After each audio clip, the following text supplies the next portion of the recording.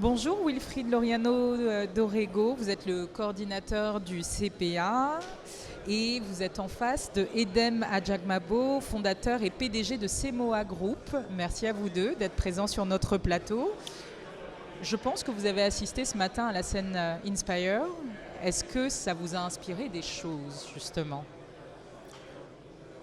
On voit une forte mobilisation pour l'entrepreneuriat comme une solution incontournable pour l'employabilité en Afrique. Et c'est d'ailleurs dans ce sens que nous-mêmes, en France, pour les diasporas africaines, avons fait un tour de France de l'entrepreneuriat. Nous sommes allés à Bordeaux, à Marseille, à Lyon et ensuite à Paris. Et pour aller à la rencontre justement des entrepreneurs, comprendre un tout petit peu quels étaient leurs récits, quelles étaient leurs attentes, quelles étaient aussi leurs difficultés.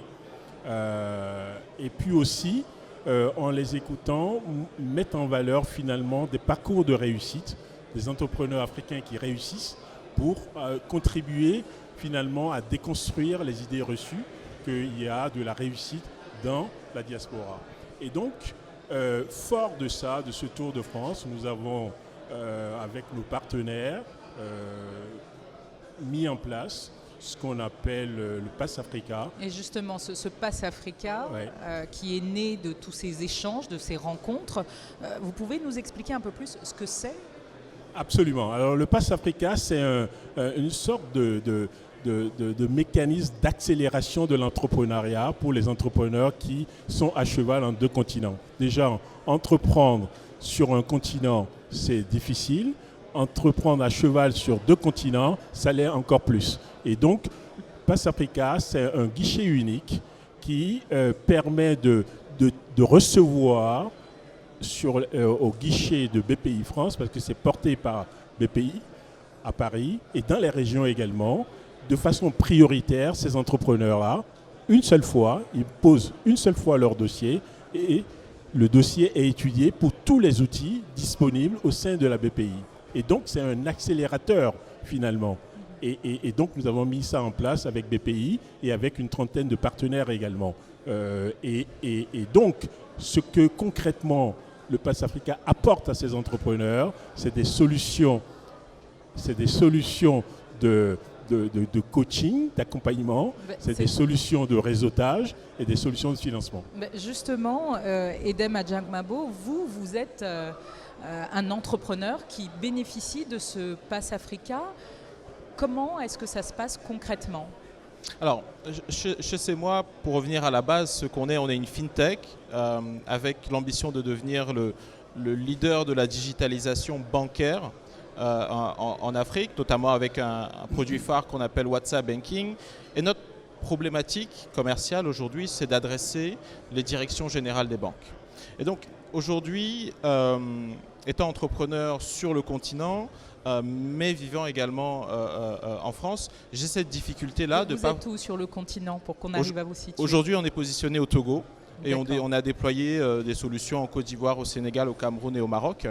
Et la difficulté, c'est que on construit son réseau lors de ses études. Pour ma part, j'ai fait mes études en France. Et aujourd'hui, le CPA me permet d'avoir une visibilité. Et grâce à l'événement d'aujourd'hui, j'ai rencontré plusieurs personnes avec lesquelles on va certainement collaborer et ouvrir une filiale prochainement au Sénégal. Et on a besoin de cette exposition-là, mais également de ces mises en relation des grands frères qui ont monté leur réseau et qui nous le font partager. Et de l'autre côté, on renforce les capacités également de nos startups à travers des accompagnements que le Pass Africa nous propose, à travers des formations avec les SEC, Business School, des accompagnements juridiques avec le cabinet de Bouzy. Et donc, c'est des outils que le CPA a su mobiliser et mettre à disposition de ces entrepreneurs du Pass Africa pour réussir sur ces difficultés cross-méditerranéennes. Ces difficultés, donc elles peuvent venir de la diaspora qui vient vers l'Afrique, mais la diaspora qui est déjà installée, est-ce qu'elle peut aussi aller dans l'autre sens ? Être ici, être créatrice ? Alors, nous avons commencé par la diaspora là-bas qui veut entreprendre ici. Et nous avons, en plus de ce mécanisme-là, nous avons signé d'ailleurs la semaine dernière un partenariat avec le ministère de la Jeunesse et de l'Insertion professionnelle en Côte d'Ivoire, qui a eu exactement l'idée de faire la même chose, mais venant d'ici.